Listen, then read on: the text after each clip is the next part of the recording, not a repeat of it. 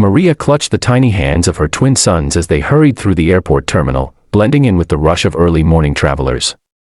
Her hood was drawn low, sunglasses hiding her tired, alert eyes.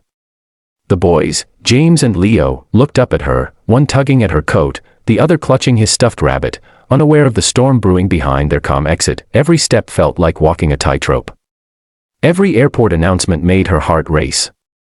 She had spent years hiding, moving from city to city, never staying long enough to be found. And now, finally, she had a chance to leave it all behind. A one-way ticket to Lisbon. A new name. A new life. One far away from the men who shattered her world 5 years ago, Damien Alexander, billionaire. Business mogul. And the men who never knew he had children. Maria hadn't wanted it to end the way it did. When she met Damien, she was a young architecture intern, ambitious, poor, and invisible. He was everything she wasn't, powerful, magnetic, and unreachable. But somehow, he saw her. Their secret relationship burned fast and hot. For nearly a year, she lived in a fairy tale, always just out of the public eye. No one could know. He said he was protecting her. But when a corporate scandal hit, and Maria's name was leaked as the employee mistress, he didn't defend her. Instead, he vanished, wiped her existence clean from his world. That week, she discovered she was pregnant. And not just with one baby, but two. The betrayal had nearly crushed her. So she disappeared. No lawyers. No demands. No scandal. Just silence. But fate had a wicked sense of humor. As Maria moved closer to gate 14 with the twins in tow, she heard it, that voice, Maria. She froze.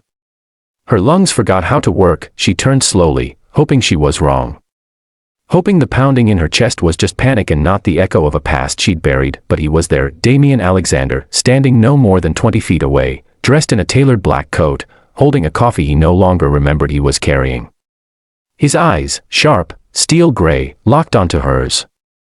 Then, slowly, dropped to the boys. His breath caught, the coffee slipped from his hand and splashed across the marble floor. Maria's instinct kicked in. She grabbed James and Leo, pulling them toward the gate. But her feet felt like lead. The boys stumbled behind her. Maria, wait. Damien's voice cracked through the terminal noise. She didn't stop. He caught up to her just before the gate attendant could take her boarding pass. Please, he said, gently grabbing her arm. Don't go. She turned to face him, her voice trembling. Let us go, Damien. His gaze fell to the boys again, their identical dark hair, their gray-blue eyes, his eyes. The resemblance was impossible to deny. And for a moment, all the walls around him cracked. Are they mine? He asked, almost in a whisper. Maria's throat tightened. Years of pain welled up behind her eyes, but she held them back. Does it matter? You made your choice. I didn't know, he said, voice rising slightly, almost desperate. Maria, if I had known, but you didn't ask, she snapped. You left me to drown while you rebuilt your empire. I meant nothing. So don't pretend to care now. The boys stared between the two adults, confused but sensing the tension. I was scared, Damien said. Back then, I was losing everything. I thought keeping you away would protect you. But I was wrong. I should have fought for you. I should have looked. Maria shook her head. It's too late.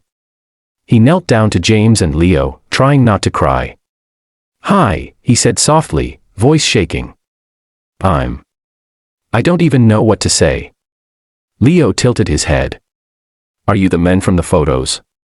Maria's heart sank. She had tried so hard to keep Damien out of their world.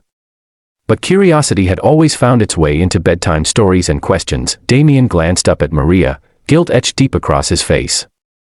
You told them about me? No, she whispered. They asked. Silence.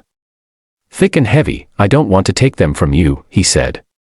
But I need to be part of their lives. Please, Maria. Just give me a chance. You had 5 years of chances. I know, he whispered. Let me earn one more.